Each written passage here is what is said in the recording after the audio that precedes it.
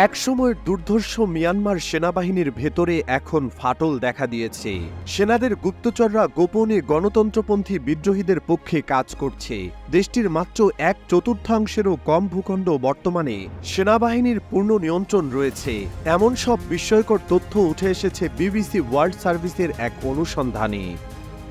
Myanmar বিষয়ক জাতিসংঘের বিশেষ দূতের মতে জান্তা বাহিনী এখনও প্রধান শহরগুলোকে নিয়ন্ত্রণ করছে এবং সেসব শহর অত্যন্ত বিপজ্জনক অবস্থায় রয়েছে।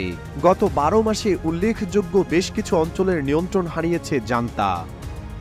সৈনিক গুপ্তচররা স্থানীয়ভাবে ওয়াটারমেলন বা তরমুজ নামে পরিচিত। এরা বাইরে সবুজ, ভিতরে বিদ্রোহী লাল, অর্থাৎ তারা বাহ্যিকভাবে সামরিক বাহিনীর প্রতি অনুগত, কিন্তু গোপনে গণতন্ত্রপন্থী বিদ্রোহীদের পক্ষে কাজ করে, যাদের প্রতীকী রং লাল।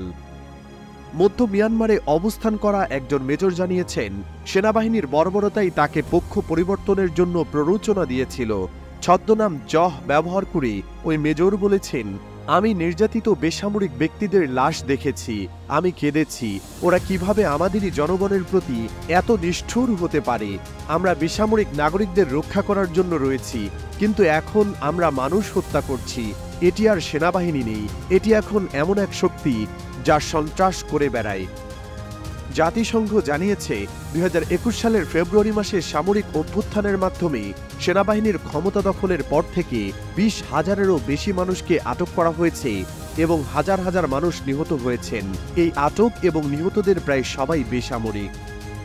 জহ প্রথমে সেনাবাহিনী ছেড়ে চলে যাওয়ার কথা ভেবেছিলেন, কিন্তু স্ত্রীর সঙ্গে আলোচনা করে সিদ্ধান্ত নেন যে গুপ্তচর হওয়াই বিপ্লবে যুক্ত হওয়ার সর্বোত্তম উপায়।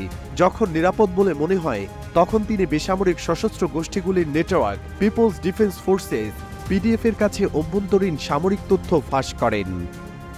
বিদ্রোহীরা ওই গোয়েন্দা তথ্য ব্যবহার করে সামরিক বাহিনীর উপর অতর্কিত হামলা পরিচালনা করে কিংবা সামরিক আক্রমণ এড়িয়ে যায়। জহ নিজের বেতনের কিছু অংশ তাদের পাঠান, যাতে তারা অস্ত্র ও রসদ কিনতে পারে। জহের মতো গুপ্তচররা প্রতিরোধ গোষ্ঠীকে এমন কিছু অর্জন করতে সাহায্য করেছেন যা একসময় অকল্পনীয় ছিল।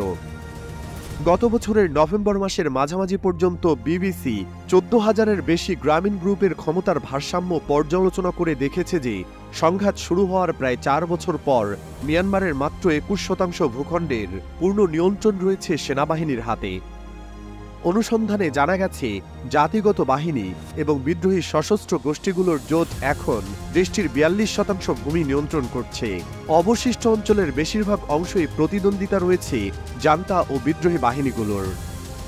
যুক্তরাষ্ট্রভিত্তিক armed conflict location and event data project ACLED জানিয়েছে, সেনাবাহিনীর নিয়ন্ত্রণে যে অঞ্চল রয়েছে তা 1962 সালে দেশটির প্রথম নিয়ন্ত্রণ নেওয়ার পর থেকে যে কোনো সময়ের তুলনায় সর্বনিম্ন।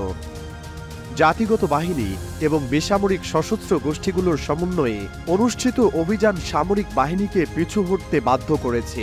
গত বছরের শুরুর দিকে বিভিন্ন প্রদেশে ব্যাপক পরাজয়ের পর commander in chief Min Aung Hlaing স্বীকার করেন যে তার বাহিনী চাপের মুখে রয়েছে, তবে ওয়াটারমেলনের ফাঁস করা গোয়েন্দা তথ্য ভারসাম্য রক্ষার ক্ষেত্রে সাহায্য করেছে।